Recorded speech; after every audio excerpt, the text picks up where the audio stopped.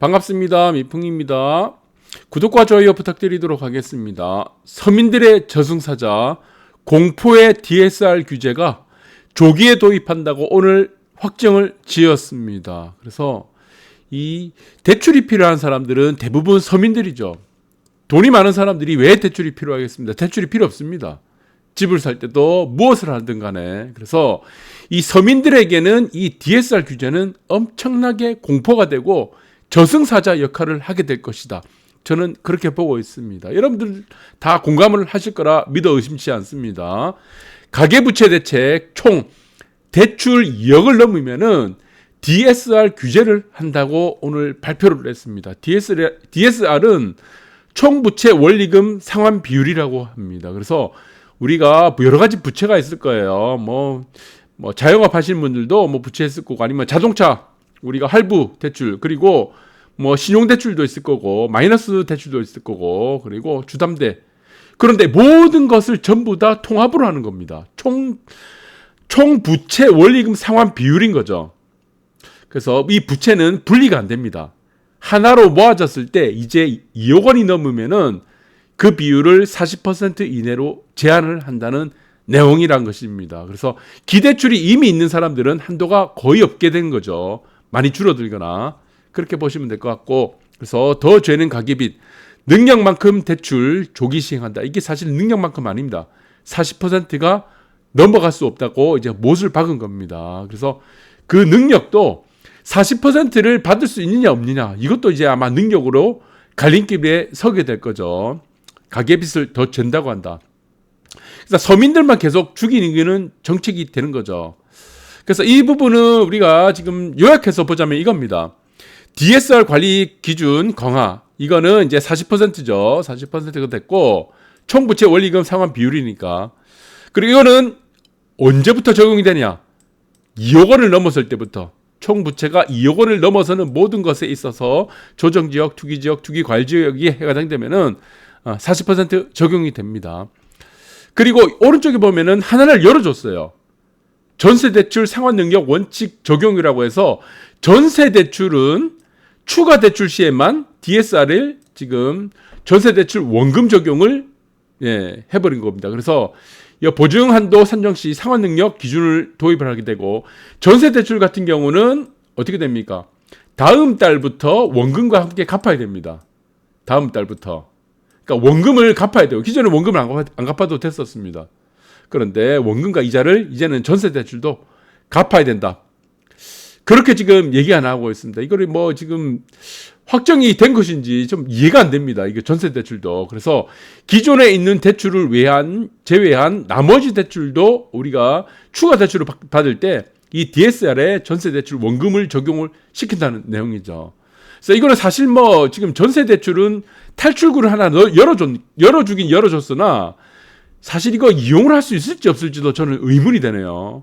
네, 그러면은 내 집 마련은 또 할 수 있냐? 내 집 마련은 아예 안 됩니다. 제가 볼 때는 6억 원 이상보다는 6억 원 이하의 아파트가 더 추가적으로 더 충격을 많이 받을 가능성이 큽니다. 그래서 아파트 가격이 낮으면 낮을수록 제가 볼 때는 서민들한테 더 불리하게 적용을 하게 되는 거죠. 고가 아파트들은 애초부터 이것은 적용이 안 됩니다. 15억 이상은. 그래서 또 대출 옥죄, 벼락거지 만드나 현금 부자만 신나게 되는 거죠. 현금 부자들은 어차피 적용이 안 돼요. 15억 이상은 대출이 전혀 안 되잖아요. 처음부터. 적용이 아예 안 되는 겁니다. 예, 그리고 고가 아파트의 전세도 마찬가지입니다. 이게 적용은 안 되죠.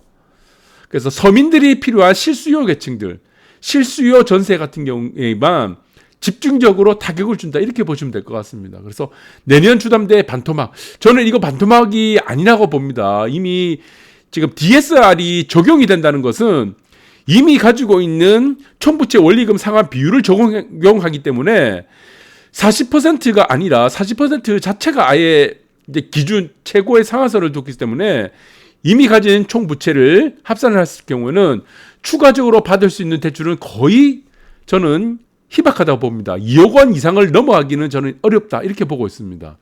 네, 그래서 2억 원 초과대 DSR을 적용하기 때문에 거의 어렵다고 보는 거죠. 그러니까 주담대 같은 경우는 대출을 받아서 아파트를 사지 말라는 얘기입니다. 네, 그냥 못을 박아 놓은 거예요.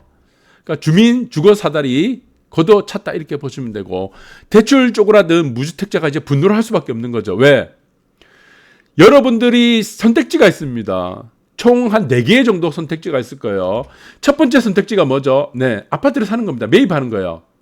주담대 받아가지고 아파트를 매입하는 것이 첫 번째고, 두 번째는 전세 사는 겁니다. 전세.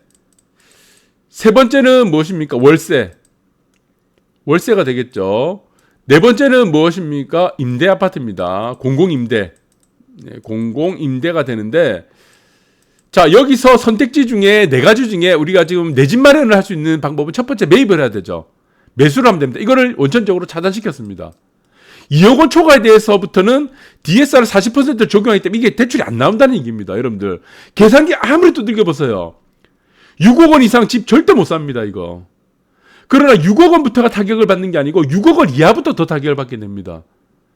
네, 그렇게 되는 겁니다. 여러분들 수치를 지금부터 계산기 다 두들겨보면 매입을 이거는 아예 원천적으로 막게 되는 거고, 그 다음에 전세는 어떻습니까? 전세와 월세는 어느 정도 막아놨어요. 그런데 이거는 매월 원금을 갚아야 됩니다. 원금. 다음 달부터.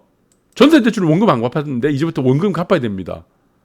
전세 대출 같은 경우는 그러면 결국은 어떻게 되냐? 탈출구를 딱 하나 줬는데 그것이 바로 전세와 월세입니다.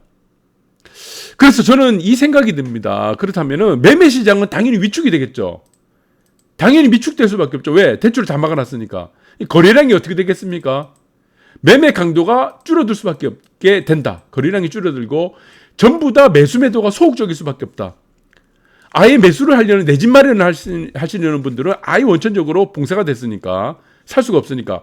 그러면은 전세와 월세 시장만 강화를 이게 활성화를 시킨다는 겁니다. 여기는 탈출구를 줬기 때문에 그나마 탈출구를 줬습니다. 그럼 어떻게 했습니까? 수요가 늘어나겠죠. 전세 월세 수요가 늘어날 수밖에 없는데 다주택자가 내놓는 물건이 전세가 되지 않습니까? 그러면은 전세는 어떻게 됩니까? 더 올라갔습니다. 이게 더 올라갑니다. 전세금이 더 올라가요. 왜? 전세 자체가 굉장히 귀해집니다. 다주택자의 경우는 세금이 늘어날 만큼 월세를 지금 선호하게 되는데, 전세를 내놓는 물량 자체가 수요가 증가함에 따라서 공급은 그 자리에 있죠. 그럼 수요 곡선, DSR, DS 곡선, 디맨드 서플라이 곡선, 수요, 공급. 해보세요. 수요가 굉장히 늘어날 수밖에 없다는 거, 전세 수요가. 전세에 대해서만 혜택을 줬기 때문에, 탈출구를 줬기 때문에. 그 수요가 어떻게 되겠습니까? 수요가 계속 이렇게 오른쪽으로 가게 되는 거죠. 오른쪽. 0에서 뭐 100이라 치면은, 수요가 계속 오른쪽으로 하잖아요. 계속 오른쪽으로. 가격이 어떻습니까? 가격이 계속 올라가죠. 가격이 계속, 요 만나는 선이 계속 올라갈 수밖에 없다는 겁니다. 이렇게 계속 가는 거예요. 숫자가 계속. 이 가격이죠, 가격. 위에가 가격입니다. 위에가 가격이고, 밑에는 수량이고, 밑에는 수량, 위에는 가격. 가격이 계속 올라갈 수밖에 없다는 것이다. 그래서 전세와 월세 시장이 굉장히 활성화될 수 있고, 그 수요들은 끊임없이 올라갈 가능성이 크다. 그럼 결론적으로 서민들의 주거 사다리는 완전히 붕괴된다, 이렇게 보시면 될 것 같습니다. 아파트 집을 사는데 전 세계 어느 국가들이 지금 40% 대출을 규제를 합니까? 말이 안 되는 얘기죠. 그러면은 또 어떻습니까? 공급은 그나마 또 늘리느냐? 그건 또 아니에요. 공급은 다 제자리입니다. 그리고 전체 대한민국 시장에 서울도 마찬가지지만 수도권, 맞죠? 수도권은 상기심 도시에 목매고 있지만 그 상기심 도시가 될지 안 될지를 모르겠습니다. 그런데 5대 광역시를 보시면은 서울, 부산, 특히 서울, 부산은 앞으로 40% 이상 공급량이 줄어들 수밖에 없다. 이것이 2024년까지도 이어질 가능성이 굉장히 큽니다. 피크는 아마 2023년도에 칠 것으로 예상됩니다. 2023년에서 2024년 사이.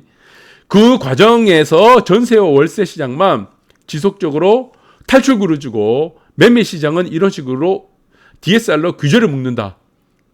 그러면 어떻게 되냐? 그 상황에서 공급이 늘어나게 되면은 가격은 당연히 하락을 하겠죠. 그러나 공급이 오히려 또 줄어듭니다. 그래서 지금 저는 전세 시장과 월세 시장에 저는 한바탕 또 임대차 3법에 버금가는 엄청난 또 핵폭풍이 또 몰아칠 가능성이 크다, 이렇게 보고 있습니다. 그래서 결론적으로는 서민들의 주거에 대한 불안 요소들이 계속 또 폭발적으로 늘어날 가능성이 크다. 이렇게 보고 있습니다. 감사합니다.